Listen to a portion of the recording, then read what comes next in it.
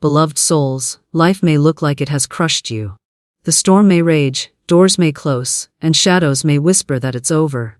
Yet nothing can truly destroy you, because you are connected to a power greater than any circumstance. You are an infinite expression of divine intelligence, and in this very moment, you can call back your power and rise higher than before.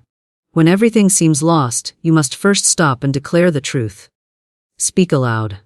Only good comes to me, only good can stay with me, and all that does not belong to me must go. This simple but powerful declaration snaps the illusion of defeat. It is a sword of spirit cutting through fear, lack, and despair.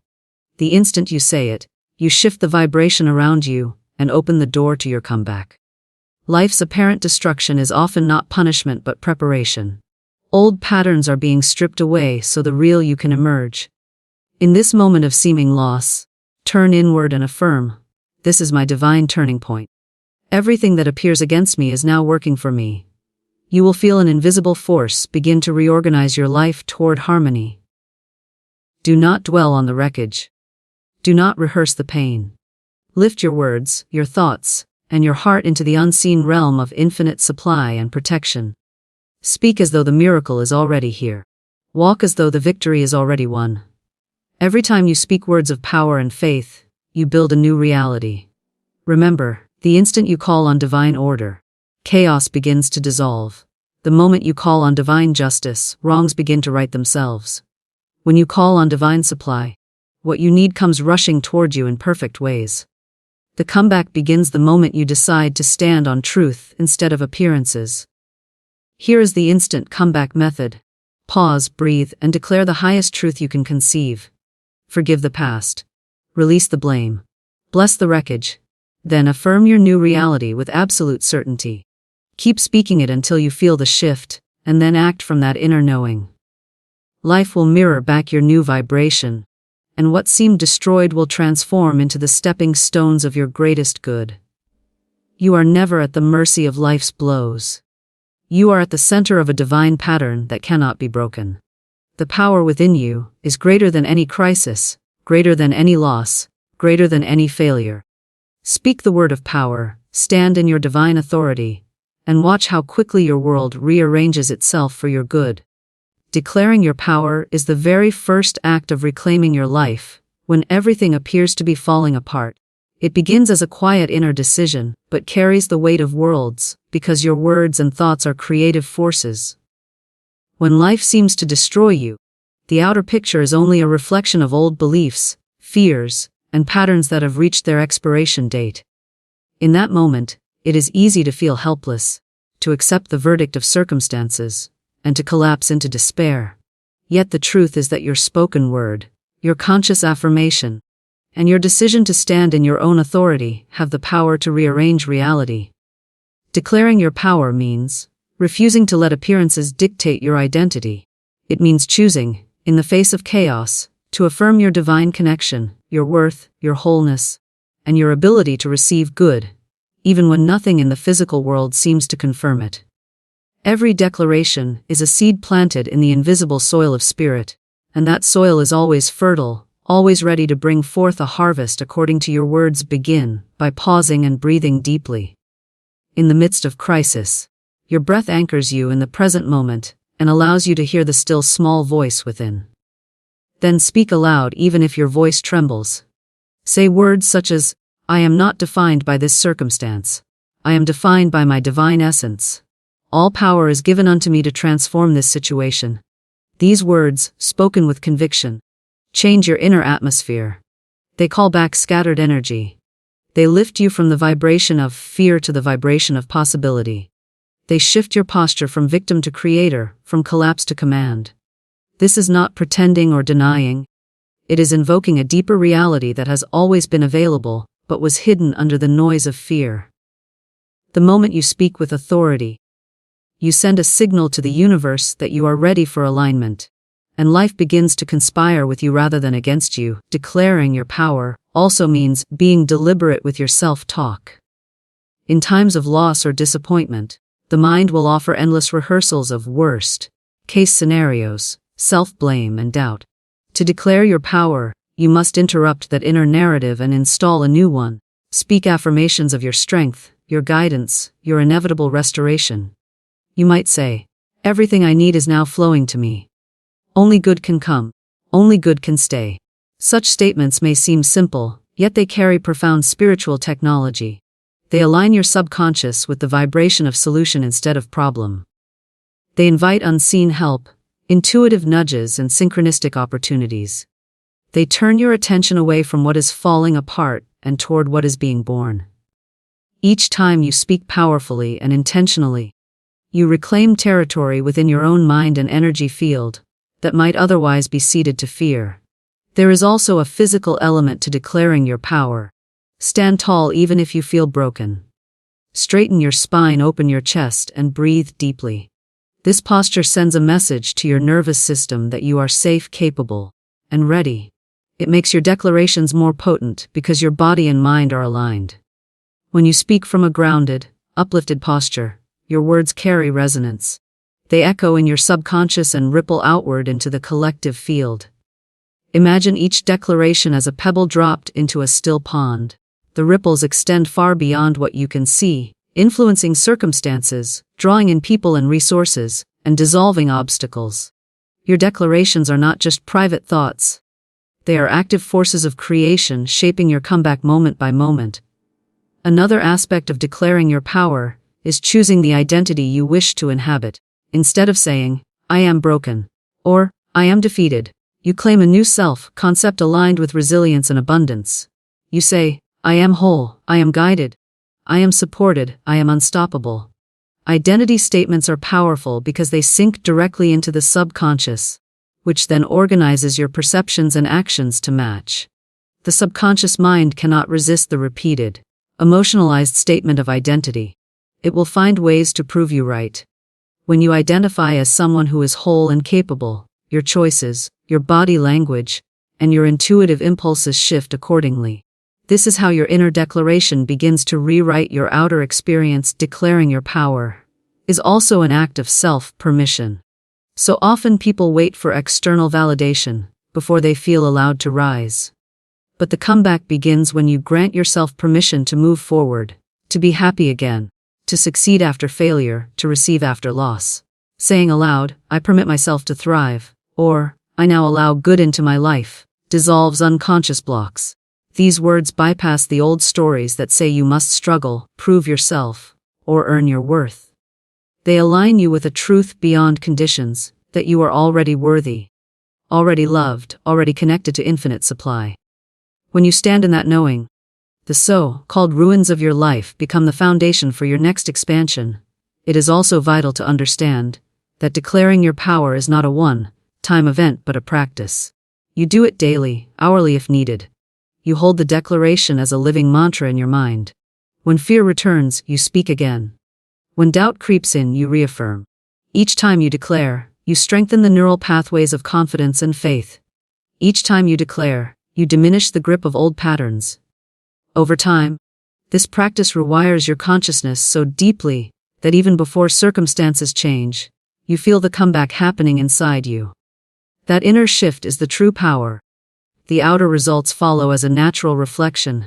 Declaring your power also involves gratitude in advance. After you have affirmed your strength and your divine alignment, express gratitude for the unseen help already moving on your behalf. Say, "I am thankful that all is being restored to me in perfect ways. I am grateful for the unseen forces arranging my comeback." Gratitude amplifies your declarations because it signals that you already believe. It moves you out of desperation into expectation. It magnetizes your field to receive what you have claimed. This is not empty repetition, but a living vibration of appreciation that draws more reasons to be grateful. Finally, declaring your power requires consistency between word, thought, and action. As you speak these declarations, begin acting in harmony with them, even in small ways. If you have declared abundance, stop speaking lack.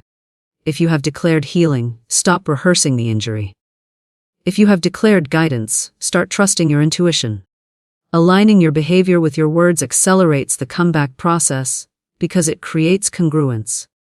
You are no longer split between a declared truth and a lived doubt. You become a unified field of intention, and that unity is irresistible to the creative forces of the universe. Seeing destruction as preparation requires a radical shift in perception, because the human mind is trained to equate loss with punishment and endings with failure. Yet on the spiritual plane, nothing is ever wasted, nothing is truly lost, and every seeming collapse carries the seed of a higher order waiting to emerge. When life appears to destroy you, it is often stripping away the structures, identities, and attachments that no longer serve your expansion. What feels like devastation to the personality can be liberation to the soul. In this space you are invited to pause and recognize that the wreckage of the old is the fertile soil for the new. This is where true transformation begins. This is where hidden gifts are uncovered, unseen allies appear, and dormant powers within you are awakened. To see destruction as preparation, you must first embrace the idea that life is always conspiring for your growth. Even when the outer picture seems harsh or unfair, there is a hidden intelligence orchestrating events to bring you into alignment with your highest path. The ending of a relationship, the loss of a job, the collapse of a business, or the breakdown of health can feel like cruel blows. Yet each of these moments carries a message. The old way of living cannot take you to the next level you are meant to inhabit. Life clears the path not to punish, but to make room for something greater. By adopting this perspective, you move from victimhood to co-creator, from despair to curiosity, and from fear to faith. You start to ask, what is being prepared for me? What is this loss making space for? These questions open your intuition and invite higher guidance. Another aspect of seeing destruction as preparation is learning to let go of attachment. So much of human suffering comes from clinging to forms that have already served their purpose.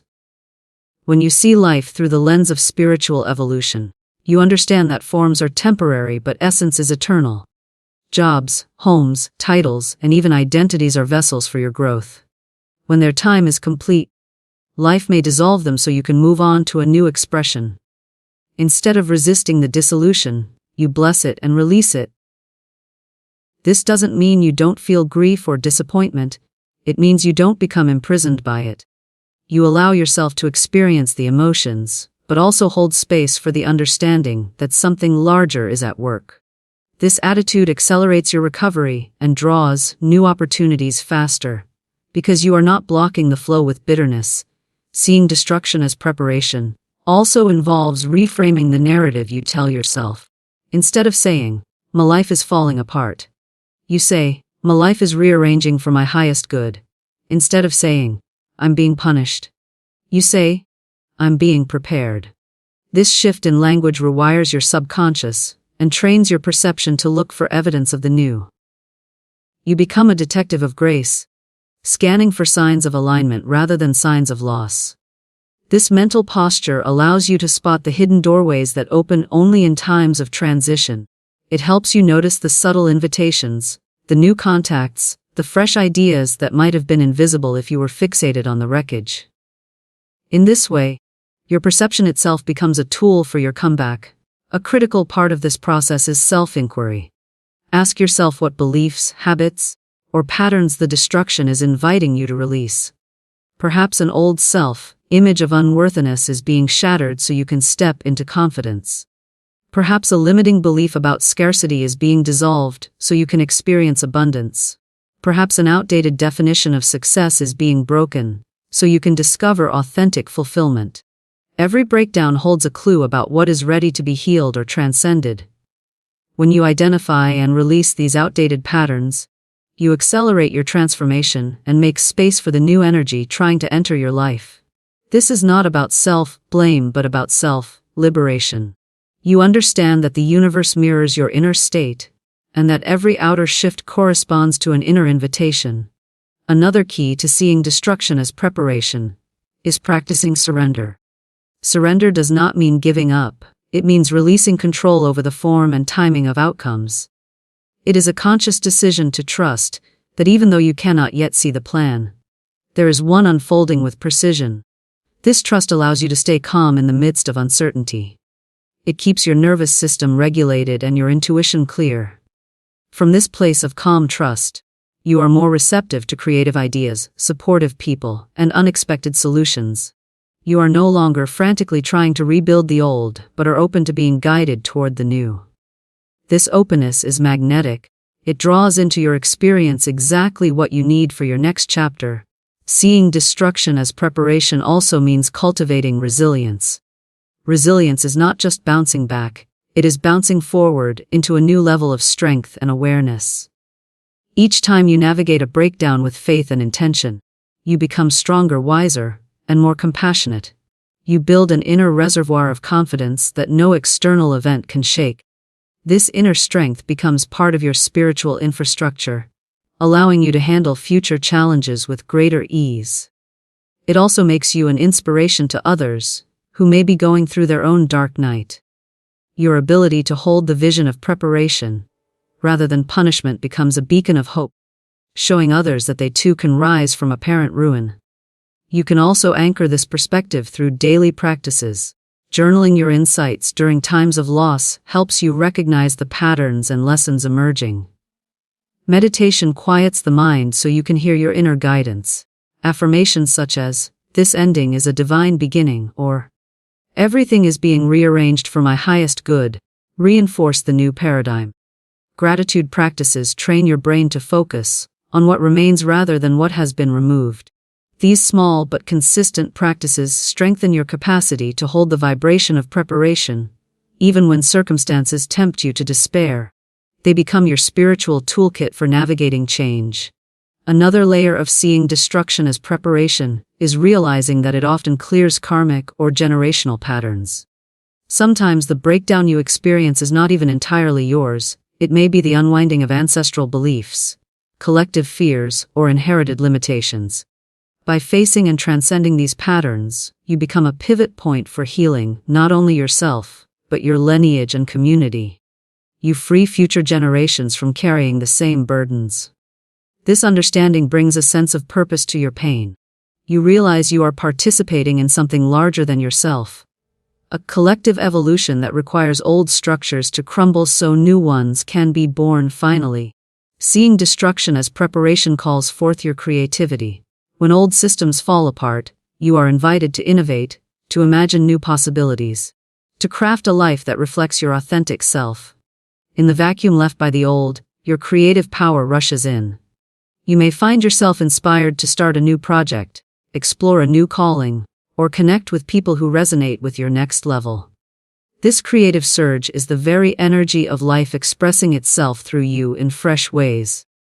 By embracing it rather than resisting it, you turn the ashes of your past into the soil of your future. And you discover that what you thought was destruction was in fact a sacred invitation to step into your true power and purpose. Shifting focus from wreckage to vision is one of the most powerful steps you can take when it feels like everything has collapsed.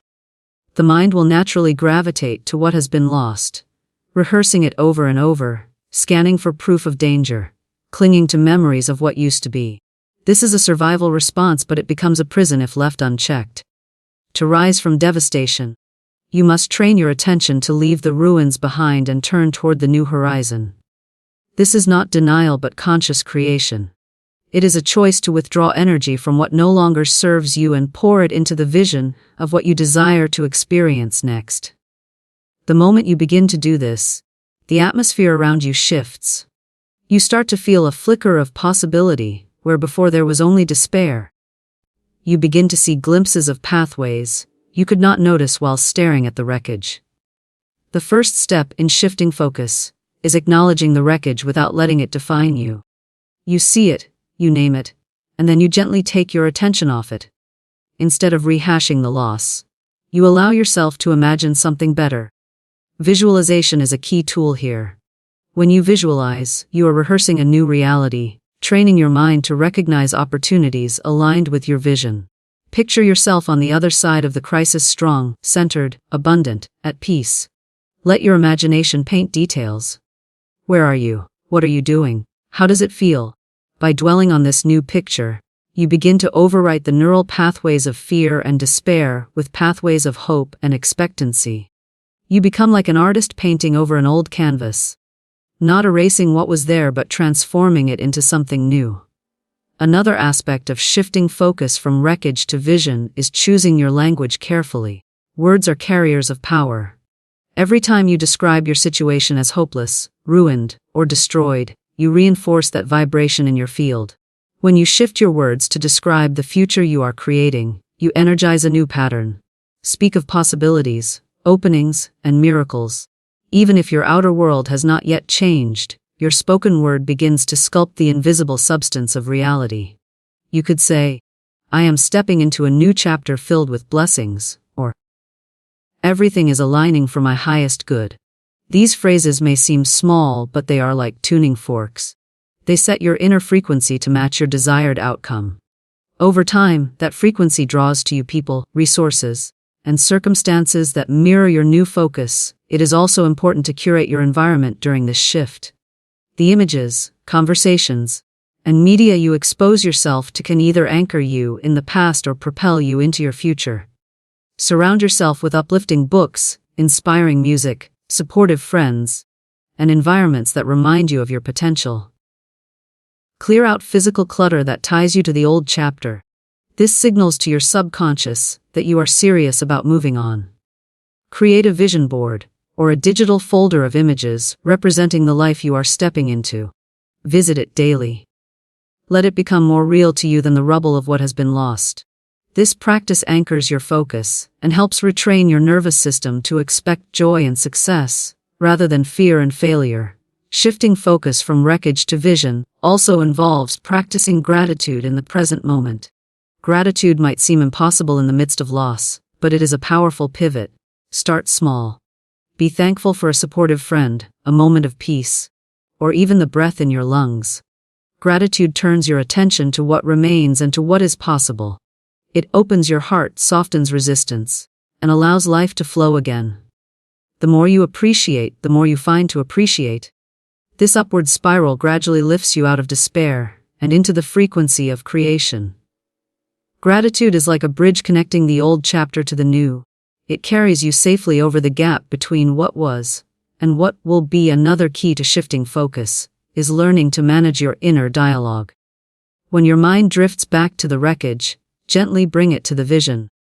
This is similar to meditation, where you return to your breath each time you notice your mind wandering.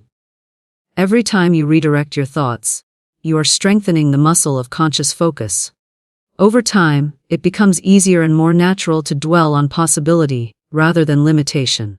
This mental discipline is not about suppressing feelings, but about choosing where to place your creative power. Your thoughts are like currency. Wherever you spend them grows richer. Spend them on your vision, and the vision gains momentum. An important part of shifting focus is also forgiving yourself and others for what has happened. As long as you hold resentment, blame, or self-condemnation, you stay tied to the wreckage. Forgiveness is not condoning, it is freeing your energy. By releasing the emotional charge of the past, you reclaim the energy needed to build your new future. You can use affirmations such as, "I release the past and bless everyone involved. I am free and they are free," to loosen the grip of old stories.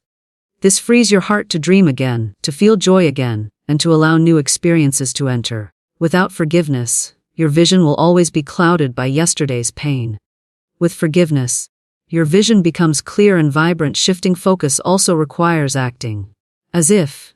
Begin to take small actions that align with your vision even before it manifests. If your vision is health, start nurturing your body with small healthy habits. If your vision is abundance, start treating your finances with respect and gratitude. If your vision is love, start radiating kindness and openness to those around you. These small aligned actions send a powerful message to your subconscious that the new reality is already underway. Action cements vision. It transforms your inner shift into an outer trajectory. You begin to embody your new chapter, rather than just think about it. And this embodiment accelerates the appearance of tangible results. Another layer of shifting focuses from wreckage to vision is allowing inspiration to guide you rather than forcing a plan. When the old structure has fallen, you may not yet know what the new one looks like. This is okay. Trust that your vision can evolve step by step. Stay open to intuitive nudges, synchronicities, and unexpected opportunities. Follow the breadcrumbs of excitement, curiosity, and peace. This gentle following keeps you moving forward even in uncertainty. It also invites your higher wisdom to participate in your creation, rather than trying to control everything from the limited perspective of the ego. This creative approach often leads to outcomes far better than what you could have planned from your old vantage point. Finally, shifting focus from wreckage to vision calls you to reclaim your identity as a creator. You are not merely a survivor of circumstances, but an architect of experiences. Even in the midst of apparent ruin, you hold the power to choose your thoughts, your words, and your next steps. By claiming that power and directing it toward a vision of your desired life, you begin to dissolve the illusion of defeat. You start to recognize that every setback carries the blueprint of a comeback, and every ending conceals the seed of a new beginning. This shift in self-concept is perhaps the most important of all, because once you see yourself as a conscious creator, rather than a passive victim, your energy, your posture, and your future all begin to transform in alignment with the vision you have chosen to hold. Invoking divine order and supply is the art of aligning yourself with the unseen intelligence that governs the universe. When chaos strikes and resources appear to dry up, the ego believes it must fight, scramble, and force solutions. Yet there is a higher principle that quietly organizes life toward harmony, abundance, and restoration. To invoke this principle, you must step out of panic and step into conscious connection with the infinite. This connection is not a plea to an external force, but a recognition of an eternal current already flowing through you. When you deliberately call upon divine order and supply, you signal to life that you are ready to be carried by a wisdom greater than your own and supplied by a source deeper than appearances. In that instant, invisible currents begin to reorganize circumstances, open doors, and bring forth the people, ideas, and opportunities needed for your comeback. To invoke divine order, you first acknowledge that order exists even when you cannot see it. You accept that beyond the apparent chaos there is a pattern unfolding. This acceptance softens resistance, which allows solutions to emerge. You might speak words such as, "Divine order governs my life," or, "Everything is now arranged in perfect harmony." These statements orient your subconscious toward a field of intelligence that is always present. They remind you that no matter how disorderly things look, there is an underlying equilibrium seeking expression. When you affirm divine order, you begin to notice synchronicities, subtle signs, and intuitive nudges guiding you toward the right actions at the right time. What once seemed like random events now appears as a carefully woven tapestry. Invoking divine supply involves shifting from a mindset of scarcity to one of infinite provision. The ego believes that supply comes only from visible channels such as a job, a client, or a particular relationship, but the deeper truth is that supply originates from the infinite, which can use any number of channels to reach you. When one channel closes, it is not the end of supply but merely a redirection. By affirming, "Infinite supply flows to me in perfect ways," or, "I am supported by boundless abundance," you open yourself to new channels and unexpected forms of provision. This does not mean you sit passively waiting. It means you act with trust and openness, knowing that the source is unlimited and can express itself through countless means. When you invoke divine order and supply, your nervous system begins to settle. Panic subsides, clarity increases, and creativity awakens. This inner shift allows you to perceive options you may have overlooked in a state of fear. It also strengthens your magnetism. People are drawn to someone who radiates calm trust and inspired action. Opportunities gravitate toward someone whose energy says, "I know provision is assured." This magnetic quality is not mystical fluff, but the natural outcome of being in a coherent state. Your thoughts, emotions, and actions align, broadcasting a steady signal into the field of life, and life responds in kind. Another aspect of invoking divine order and supply is the practice of surrendering your own limited plans. This is not resignation but collaboration. You may have a particular idea of how things must unfold, but the infinite intelligence sees countless pathways. By saying, "I release the how and trust the divine arrangement," you open yourself to a higher choreography. often what comes is far more elegant than what you could have scripted. This surrender frees you from pushing against closed doors and wasting energy on paths that no longer serve you. It allows the natural flow to carry you to the right place, at the right time with the right people. And your role becomes listening and responding rather than forcing and struggling. You can also anchor this invocation through ritual and daily practice. Begin your day by sitting quietly, breathing deeply, and declaring, "Divine order governs this day, and all my needs are met through infinite supply." Visualize a golden light flowing through your life, illuminating every area and arranging it with precision. See streams of abundance flowing in from all directions, touching every aspect of your experience. Feel gratitude as though it is already done. This morning alignment sets the tone for your day, creating a mental and emotional field that draws harmony and provision.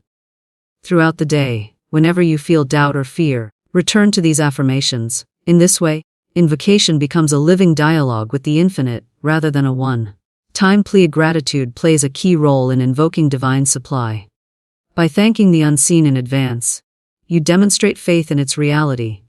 This gratitude acts like a magnet, amplifying your receptivity and drawing in more reasons to be grateful.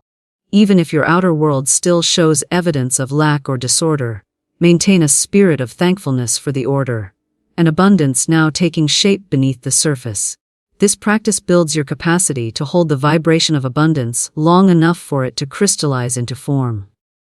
It also keeps your heart open, which is essential for receiving new opportunities and guidance. Invoking divine order and supply also requires integrity. You cannot expect the infinite to flow easily into areas of your life where you compromise your own values. Living with honesty, fairness, and generosity clears the channels for supply to reach you. When you treat others with respect and release grudges, you create an energetic environment of trust and flow. This does not mean being perfect but being willing to align your actions with the principles you affirm. As you embody integrity, your sense of deservingness increases, and you naturally attract experiences that match your higher self-image. Another layer of invoking divine order is learning to recognize and follow intuition.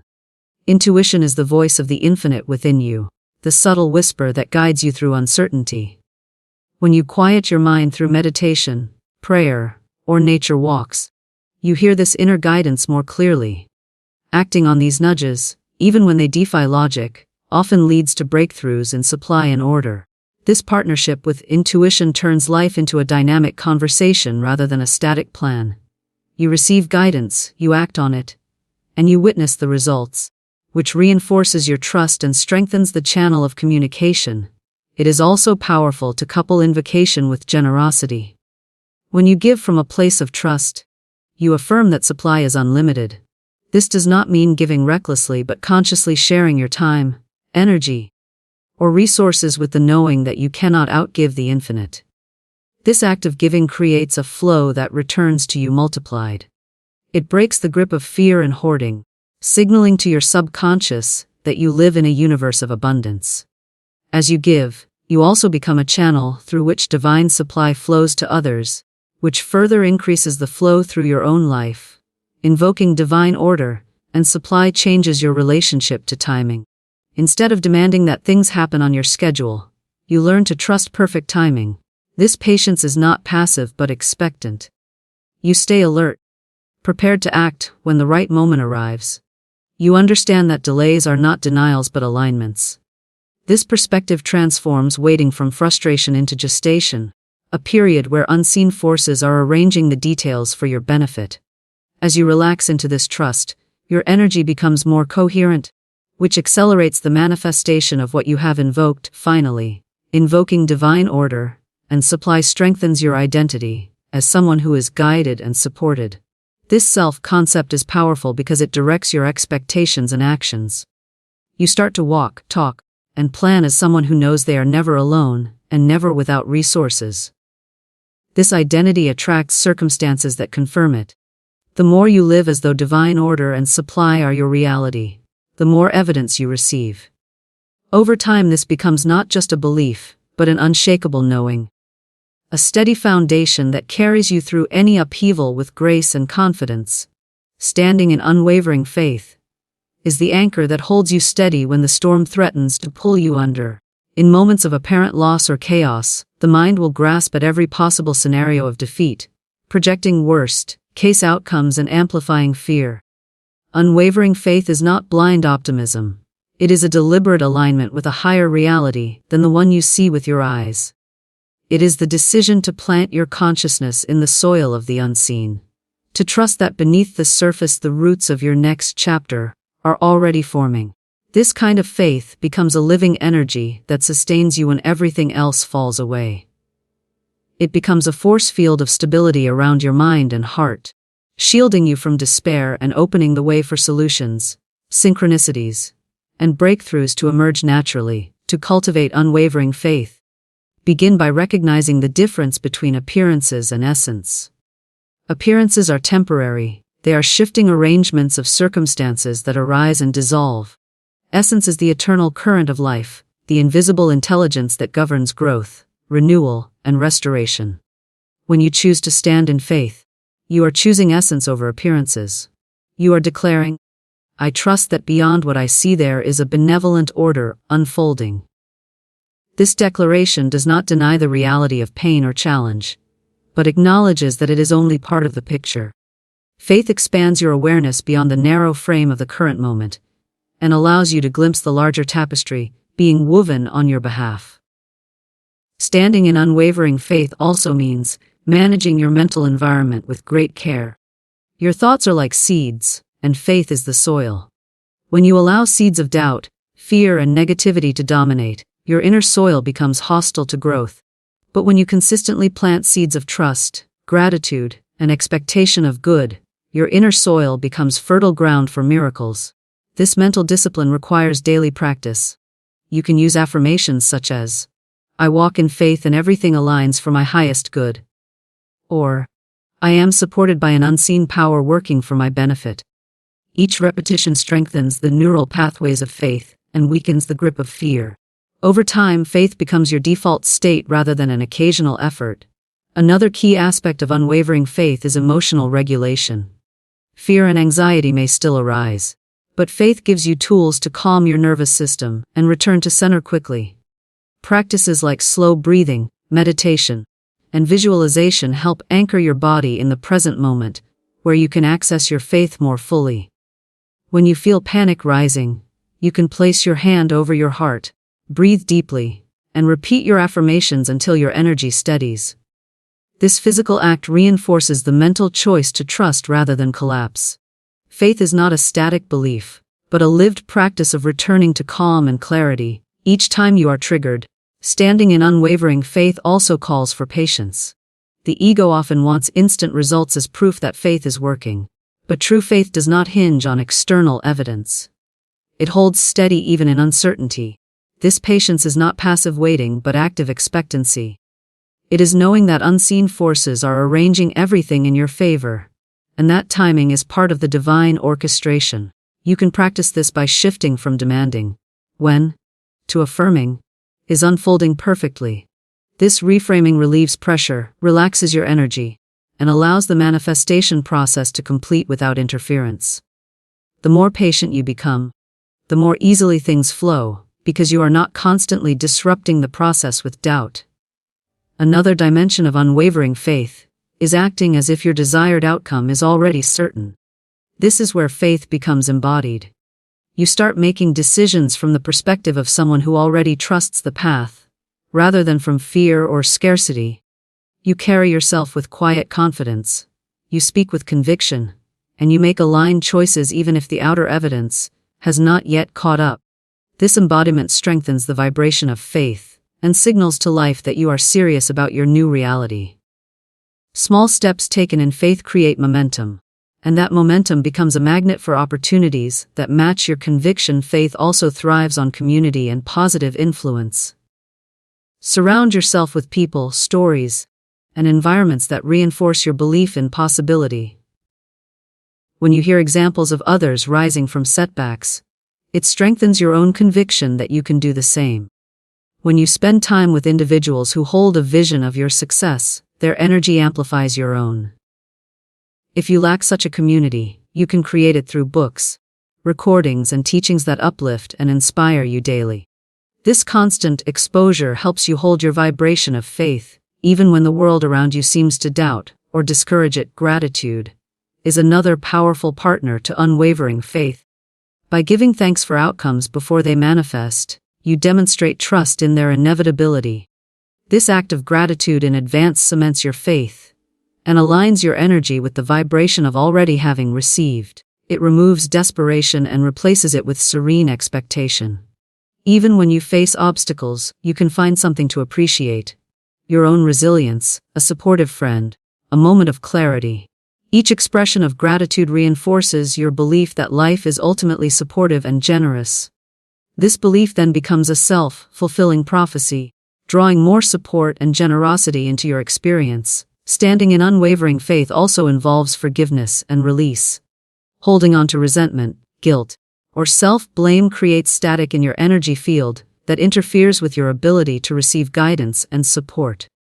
By forgiving yourself and others, you clear the channel between you and the unseen power that sustains you. You free yourself from the gravitational pull of the past and make space for fresh inspiration. This release is an act of faith itself, trusting that you can let go and still be safe, trusting that you can forgive and still be strong, trusting that you can open your heart and still be protected. Each act of forgiveness deepens your reliance on the invisible, rather than the visible, for your sense of safety. Consistency is the hallmark of unwavering faith. It is not enough to affirm once or believe only when things go well. You must cultivate a steady state of trust that does not fluctuate with circumstances. This consistency transforms faith from a fragile wish into an unshakable foundation. You achieve this through repetition, meditation, aligned action, and conscious choice. Each time you return to faith despite appearances, you build spiritual muscle. This muscle eventually becomes so strong that challenges no longer destabilize you, but instead become triggers for even deeper alignment. Finally, standing in unwavering faith redefines your identity. You begin to see yourself not as a victim of chance, but as a being connected to an inexhaustible source of power and wisdom. This self-concept shifts everything. You speak differently, walk differently, make decisions differently. You approach life with calm confidence, knowing that no matter what appears on the surface, you are sustained from within. This identity draws to you the very experiences that confirm it, creating a virtuous cycle where faith produces evidence and evidence strengthens faith. Over time, this becomes your natural way of living, grounded, centered, and clear, a living embodiment of trust in the unseen, and a beacon for others who are still learning to stand in their own unwavering faith.